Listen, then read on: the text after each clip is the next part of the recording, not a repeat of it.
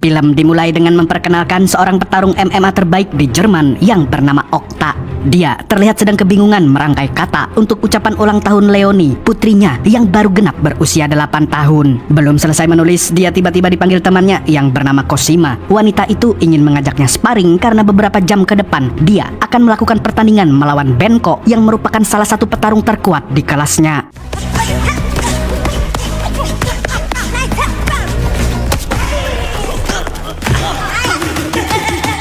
Setelah Okta melakukan latihan, manajer Okta yang bernama Paul datang untuk mempersiapkan keberangkatannya ke arena pertarungan. Tapi Okta terlihat sangat gelisah karena putri kecilnya sedang berulang tahun dan dia harus segera datang. Karena kalau sampai terlambat, maka mantan istrinya akan sangat marah kepadanya. Dan untuk menenangkan pikirannya, dia pun memutuskan untuk menelpon Leonie menggunakan HP Asia Hidayah miliknya. Hat nichts gegessen, damit Platz ist für die Torte. Kommst nicht, oder? Natürlich komme ich.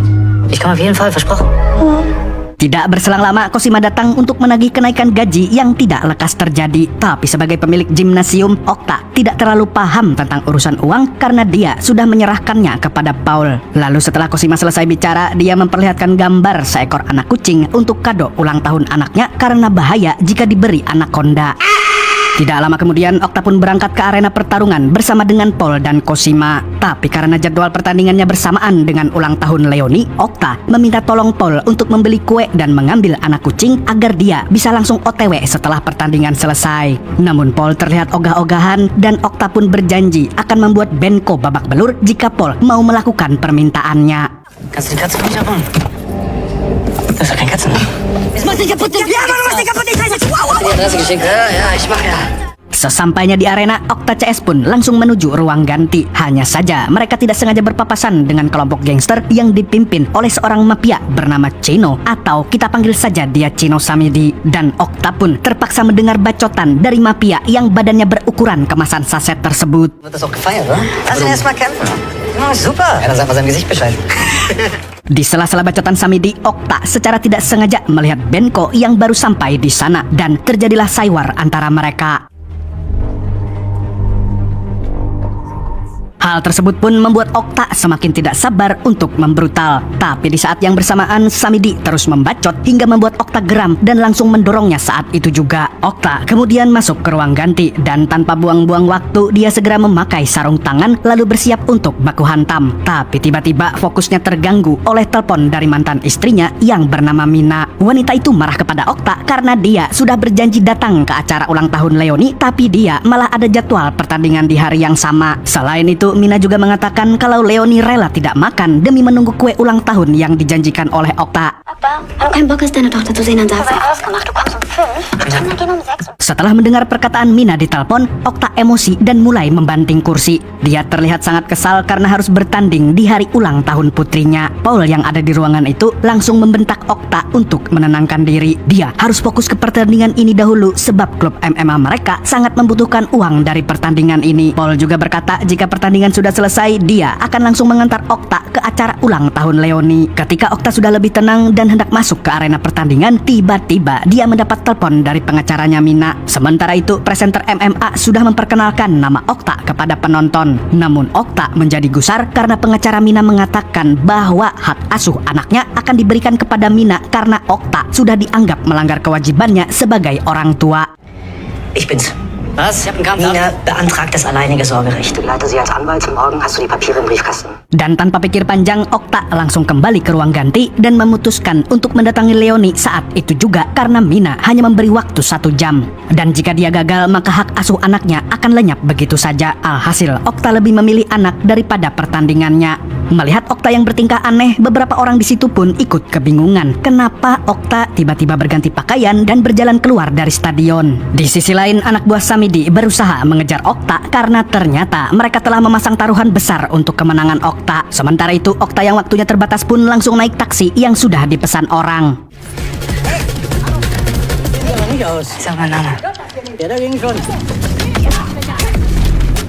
Di dalam mobil, Okta menerima telepon dari Paul yang mengatakan bahwa orang-orang marah akibat tindakan Okta karena banyak yang telah dirugikan termasuk promotor dan para penjudi. Tapi apa boleh buat, dia tidak punya pilihan lain. Lalu tidak berselang lama, taksi yang ditunggangi Okta malah terhalang macet di jalan. Dan orang-orang yang mengejarnya pun sudah semakin dekat di belakangnya. Alhasil Okta memutuskan keluar dari mobil dan berlari sekencang mungkin. Tapi sialnya dia malah terkepung oleh Samidi CS di sebuah gang yang sepi. Di sini Samidi berusaha membujuknya untuk kembali bertanding agar uang taruhannya tidak lenyap begitu saja. Namun tekad Okta sudah bulat, dia lebih memilih hak asuh putrinya daripada pertandingan. Mendengar itu Samidi pun menyuruh anak buahnya untuk menangkap Okta tanpa melukainya. Tapi Okta tidak tinggal diam hingga akhirnya pergelutan pun terjadi.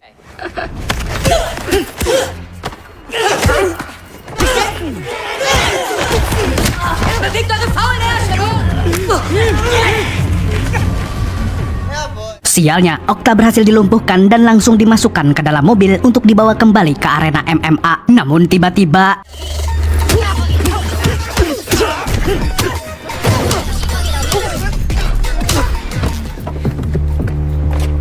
ketika hendak melanjutkan baku hantam, tiba-tiba Okta mendapatkan telepon dari ibunya yang membuat anak buah Samidi ikutan respect dan menunggunya sampai selesai bicara. Nina sagt mir gerade per SMS ab. Sag mir, was los ist. Setelah itu Okta pergi dari sana dan anehnya dia tidak dikejar lagi. Kemudian Okta menelpon Paul dan menanyakan tentang Samidi CS yang tiba-tiba mengejarnya. Paul pun mengatakan kalau Samidi adalah seorang mafia yang memasang taruhan sebanyak 75.000 euro atau sekitar 1,2 miliar rupiah hanya untuk kemenangan Okta. Selain itu, si Jamet juga berencana untuk mengatur pertandingan agar Okta bisa menang di ronde ketiga. Der Kampf war scheiß Benko aus in Runde 3 Knockout gegen dich einfach. Okta kemudian pulang ke gimnasium miliknya untuk meminta bantuan dari teman-temannya. Tapi tidak berselang lama, anak buah Samidi juga sudah sampai di markas Okta. Dan situasi pun menjadi menegangkan hingga akhirnya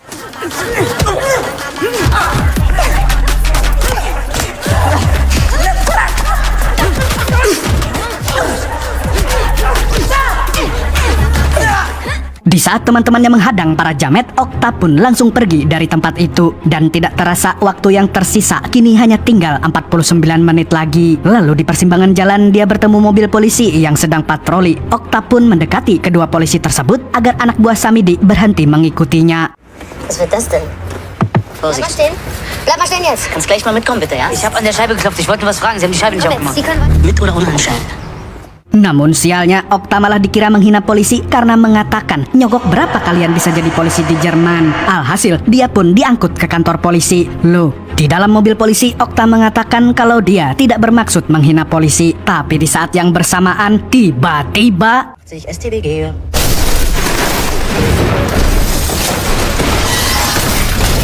ketika mobil polisi sudah nyungsep, anak buah Samidi pun berusaha menangkap Okta. Namun untungnya dia berhasil kabur sekali lagi. Okta kemudian mendapatkan telepon dari Paul yang mengabarkan bahwa teman-temannya di gimnasium mengalami patah tulang yang cukup parah sehingga harus dilarikan ke rumah sakit. Selain itu, Paul juga membujuk agar Okta kembali ke arena pertandingan agar masalahnya dengan Samidi bisa selesai dengan baik-baik.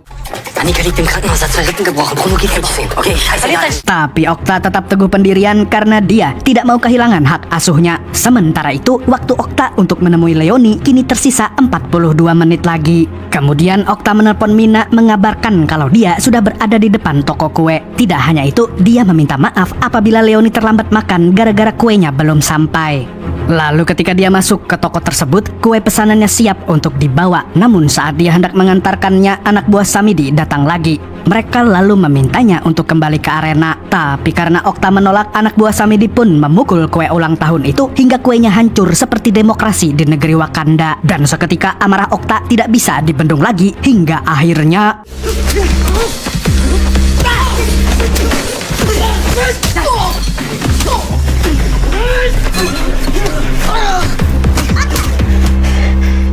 setelah menghajar si Jamet, Okta secara tidak sengaja bertemu dengan Benko yang sedang mencarinya untuk bertanding. Alhasil Benko pun mengejarnya saat itu juga. Ketika sedang dikejar, tiba-tiba temannya yang bernama Riko datang sambil menunggangi motor gede. Riko pun menawarkan tumpangan gratis agar Okta bisa kabur dari sana.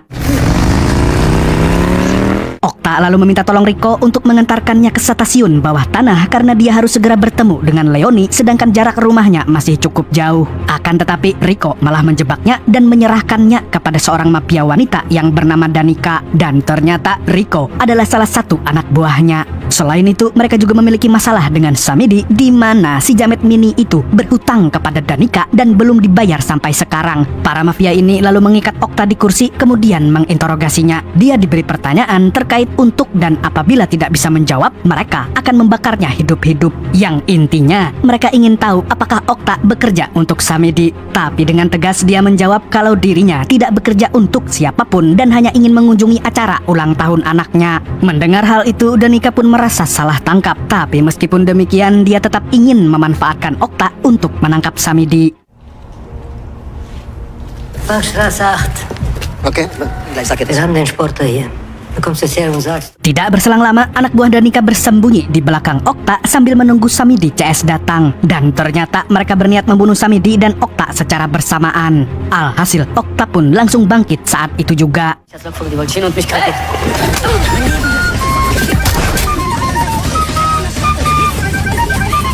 Berkat skill bela diri yang di luar nalar, Okta mampu menghindari tembakan dan langsung berlari ke kereta bawah tanah. Di dalam kereta, dia meminta salah satu penumpang untuk melepaskan ikatannya. Tapi penumpang itu menanyakan apakah Okta orang baik karena video kebrutalannya sudah viral di TikTok. Tidak berselang lama, Okta menerima telepon dari anaknya. Di sini, Leonie kecewa kepada bapaknya yang tidak kunjung datang. Bocil itu juga mengatakan kalau dia bakal memakan kue ulang tahun pemberian ibunya daripada kue pemberian ayahnya. Mendengar hal itu, Okta pun hanya bisa mengatakan kalau dia pasti datang tepat waktu.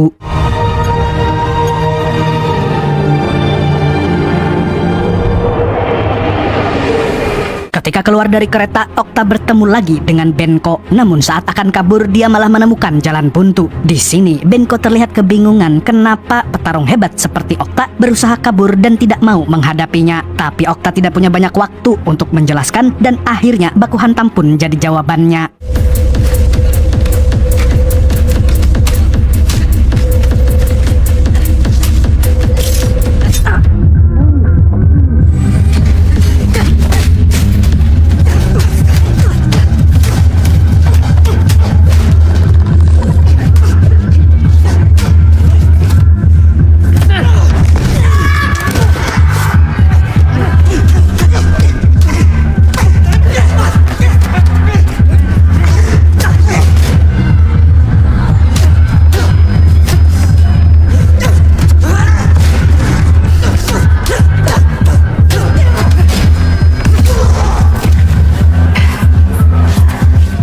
Setelah mengalahkan Benko, dia langsung keluar dari tempat itu agar bisa datang ke acara ulang tahun dengan tepat waktu. Namun ketika sudah di luar gedung, dia melihat Paul sedang berada di sana. Dan saat itu juga dia menyadari kalau selama ini Paul telah mengkhianatinya. Jadi selama ini smartwatch milik Okta telah disadap oleh Paul sehingga dia bisa memberitahu lokasinya kepada Samedi. Dan gara-gara itu, anak buah Samedi bisa dengan mudah membuntutinya kemanapun dia pergi. Okta pun tidak habis pikir kenapa manajernya sendiri tega menjualnya kepada mafia judi. Dia lalu menghampiri Paul dan mengatakan kalau dia akan membunuhnya. Mendengar itu, Paul berusaha menjelaskan alasannya bahwa dia terpaksa bekerja sama dengan Samedi agar bisa mendapatkan uang 500.000 euro dari hasil judi. Dan nantinya, uang tersebut juga bisa digunakan untuk kepentingan bersama. Tapi Okta tetap kecewa karena dia tidak membicarakannya terlebih dahulu. Dia pun menyuruh Paul untuk pergi dari sana sebelum dia membunuhnya.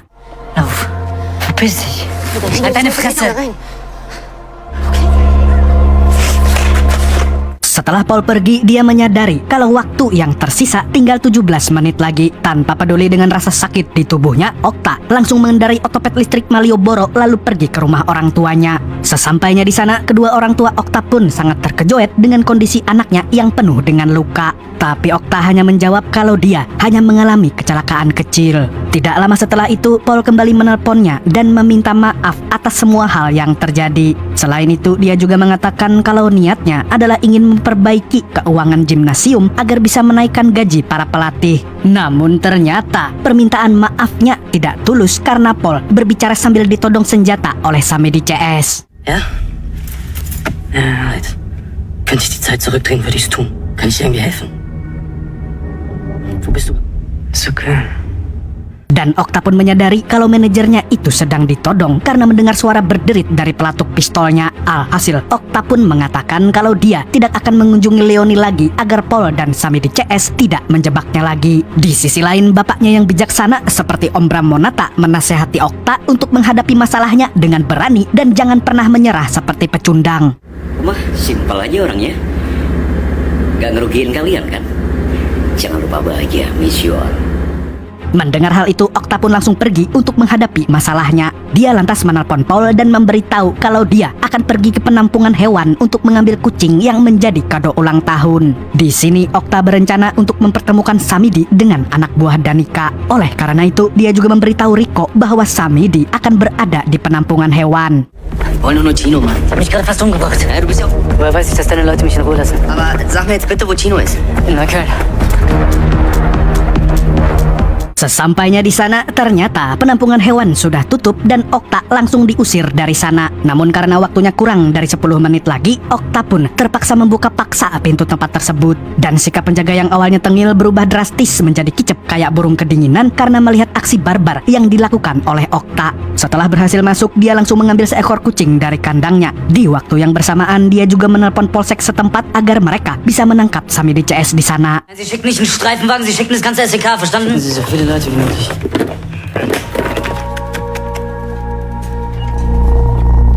Habt ihr einen Hinterausgang?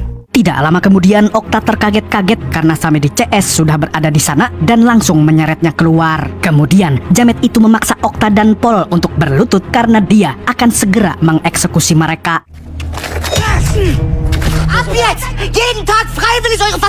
Tapi tidak berselang lama, polisi datang juga ke lokasi tersebut dan baku tembak pun terjadi dengan sangat alot.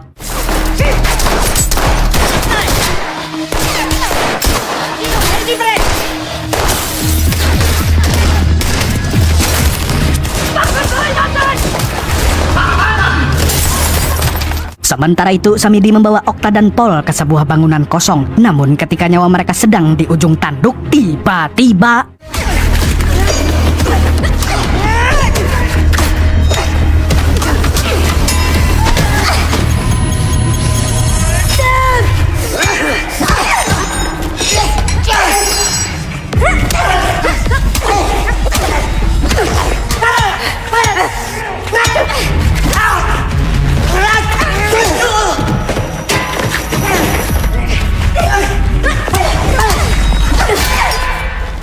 meskipun dikeroyok 3 orang, tapi Jamet Mini itu tetap bisa memberi perlawanan. Dan hal ini bisa terjadi karena kondisi Okta yang sudah terluka cukup parah. Selain itu, Paul juga tidak memiliki keahlian bela diri apapun alias beban tim sehingga mudah untuk dikalahkan.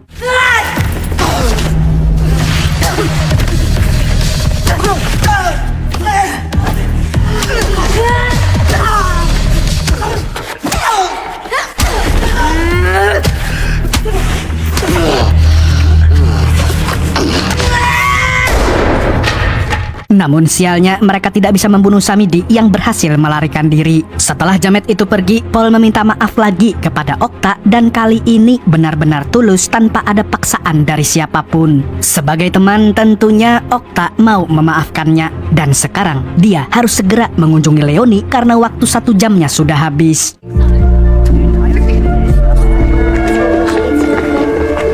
Di perjalanan menuju rumah Leoni, Okta lagi-lagi dicegat oleh Samidi. Dan tanpa pikir panjang mereka pun langsung pasang kuda-kuda. Tapi belum sempat terjadi baku hantam yang full adrenalin, tiba-tiba Samidi tumbang seperti scene yang pernah saya lihat di video pertarungan Gus Samsudin beserta tenaga dalam dan kodamnya. Dan Okta pun dengan santuinya melanjutkan perjalanan ke acara ulang tahun anaknya.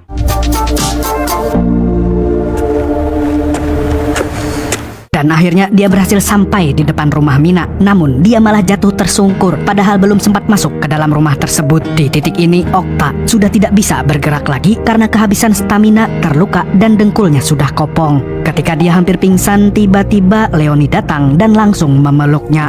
Alhasil saya pun terharu sampai termehek-mehek. Lalu di akhir film Okta meminta maaf kepada Leoni, tapi Leoni sama sekali tidak marah. Bocil itu justru menenangkan hati sang ayah. Hast du was gegessen? Kommst du mit rein? Di sisi lain, Mina melihat momen tersebut bersama suami barunya dan mereka pun ikut senang dengan kehadiran Okta. Selain itu, mereka juga berniat untuk mencabut gugatan hak asuhnya agar Leoni bisa bermain bersama ayahnya sampai dia dewasa. Lalu, film pun tamat dengan sangat menggembirakan.